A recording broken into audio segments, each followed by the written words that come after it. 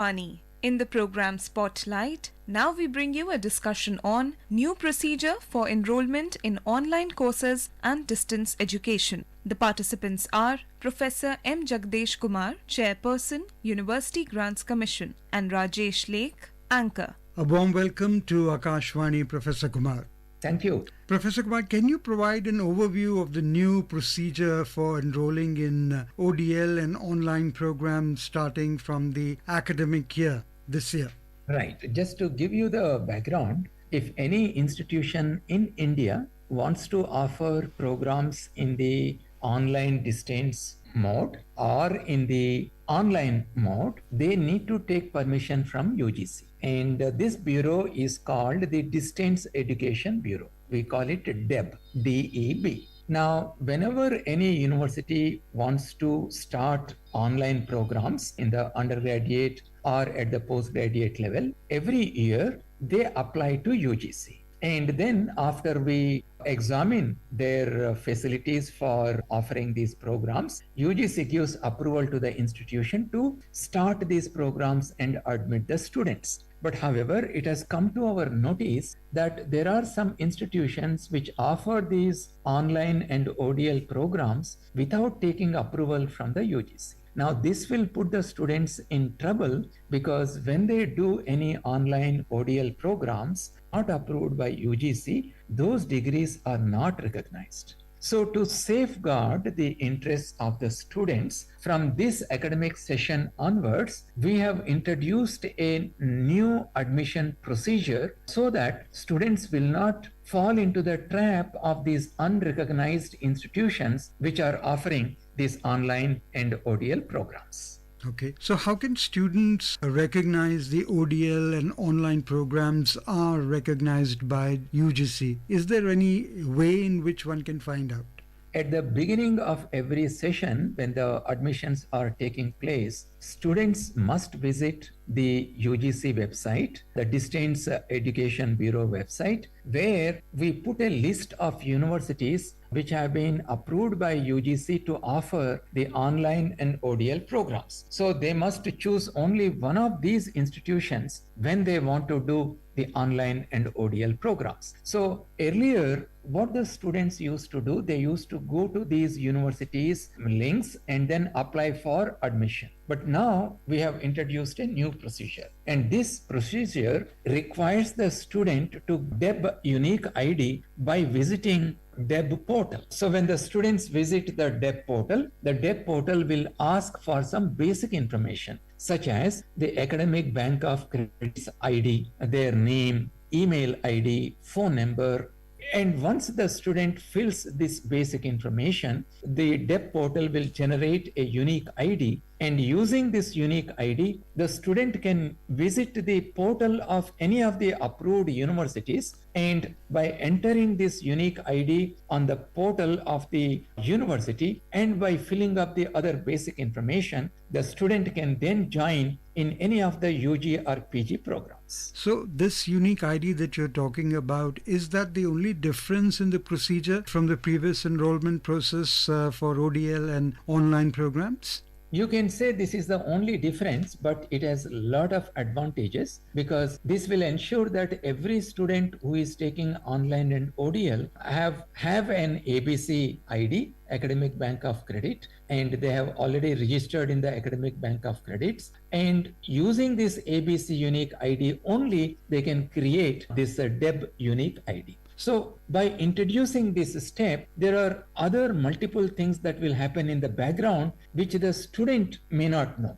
That is, when the university tries to admit the student, at the back end, the university portal will check with the DEB portal and ensure that the student has registered on the DEB portal and generated this unique ID. So without that, the student will not be able to join in any online program. And that's the reason why, unless the university has got the approval from the UGC and unless the university admission portal is linked to the DEB portal, the student will not be able to join in the online program. So therefore, any other university which has not obtained approval from UGC will not be able to admit the students in their online program. programs. So are these ODL and online programs have similar recognition as the other regular graduates or postgraduate programs? Absolutely. They follow similar syllabus, they follow similar credit structure, Okay. and they have exactly the same recognition as any other degree obtained from the physical mode of education. So what are the major changes in the documentation required for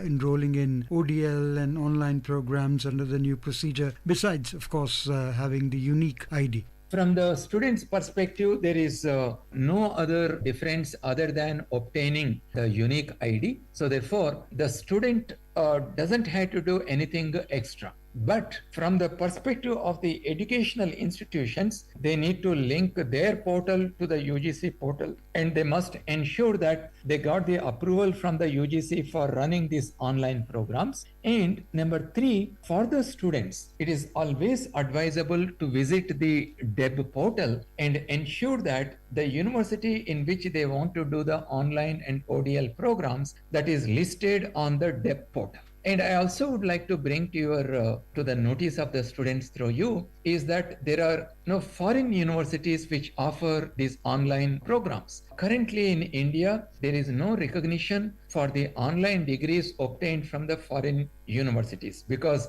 India itself has many universities which are now offering the online degrees both at the UG and PG level, and we also have IGNOU. Therefore, students are advised to make sure that they don't register. They should not fall into the trap of other institutions which are offering, which are outside India. So what about the international universities which are affiliated to the Indian ones? So they too are not recognized by UGC? No. As of now, even if a foreign university has collaboration with an Indian university, they are not permitted to give online degrees to our Indian students. Let's go back to the enrollment process. Just want to ask you about the application process. Has that also been streamlined or made more accessible for the students? Or are there any new eligibility criteria introduced in the 24-25 procedure for enrolling? So just to add to what you have reasons, they may not be able to study in a university or college in the physical mode.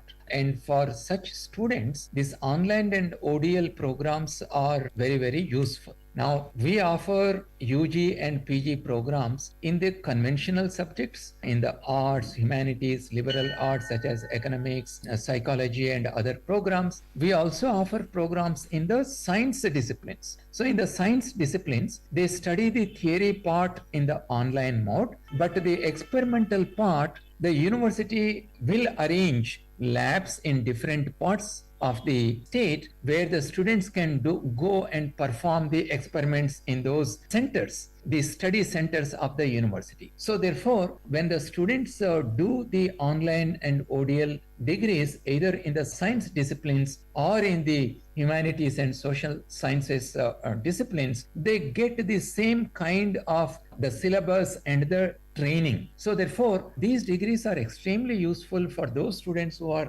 living in the remote areas, who have some financial difficulties in coming to a city and studying in a physical mode of education. It's going to be extremely useful. And the application process is very simple. By introducing this DEB unique ID, we have not changed the application process. It is simple and it is as it was earlier. So therefore, lot more students can actually take advantage of this ODL and online mode of education. Okay. What about the support mechanisms? Are they in place to assist students with the enrollment process? And how can students access help or guidance encounter difficulties during the enrollment process, particularly while getting the unique ID? If they have any difficulty in getting the unique ID, they can always call the DEB. The phone numbers and the email IDs are available there. The university also will help in providing any assistance that is required. But one more thing I would like to add here, the ODL and online programs are not meant only for those students who are not studying in any physical mode of education. Even if I am doing, let's say I'm doing BA economics in a college or in a university in the physical mode, UGC has now permitted to do a parallel degree simultaneously in the online mode. And this becomes very useful for the students because they can acquire multidisciplinary knowledge. If I am doing BA economics, I may be able to do BA in another subject, maybe in psychology or in mathematics, depending on my interest. Now, we are also working on providing skill-based courses in the online mode as part of the degree programs. So therefore, there are many things that we are doing to enable the students to acquire multidisciplinary knowledge so that their employment opportunities will be enhanced. You mentioned that one can parallelly do an undergrad course in two different courses like economics or history, for example. So I will get 2 degrees, you mean to say? You will get 2 degrees simultaneously, which is a great advantage to the student. Certainly. And are there any challenges anticipated for students with the new procedure, particularly those from the rural or underserved areas? We have not come across any such cases where students have difficulty in getting the DEB unique ID. So, but in case there are any difficulties faced by the students, they are most welcome to contact us and we will sort out. And as I said in the beginning of our discussion, the process is very simple. Most of our students are very smart and talented. They are quite, good at using devices like smartphones, and using even a simple smartphone, you can get the DEB unique ID by accessing the DEB portal. Just want to discuss, Professor Kumar, about measures which you must have put in place to ensure the accuracy and security of student information during the enrollment process. How is the verification of student credentials being handled under the new procedure? And are there any new checks or balances introduced to prevent fraudulent applications? And this is where digital technology helps us. Earlier, before we introduced this DEB unique ID procedure, students used to go to the portal of the university, which is offering the online programs, apply there, and then UGC had to ask these universities to provide the data of the students, how many of them have joined, in which programs they have joined, whether they have a ABC ID, because ultimately the credits will be given through the ABC portal. So there used to be a lot of the processes that were required to collect the data about the student. But now with the unique ID created on the DEB portal and making it mandatory for all the universities which are offering the online and ODL programs to integrate their portal with the UGC portal, the task of verifying the data of the student has become completely technology driven. Because the students had to give their Aadhaar ID, they need to give their ABC ID and then create the DEB unique ID. They also give their email ID and the phone number. So many of these parameters are checked using the technology. So therefore, any fraudulent application or misinformation can easily be caught by the university or the Distance Education Bureau. Lastly, Professor Kumar, what campaigns or initiatives are being undertaken to raise awareness about the new process, and how can students stay updated on any further changes or updates